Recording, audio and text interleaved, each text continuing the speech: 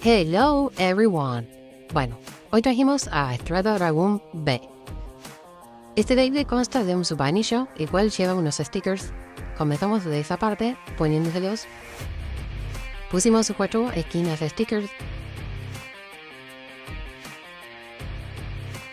Y proseguimos a armarlo. Ahora continuamos con lo que es sus ojos. Costaron porque son chiquitos, entonces utilicé el bisturí como siempre. Lo siguiente fue poner estos stickers del lado del anillo de ataque. Consta de 3 stickers grandes, así que es fácil de poner.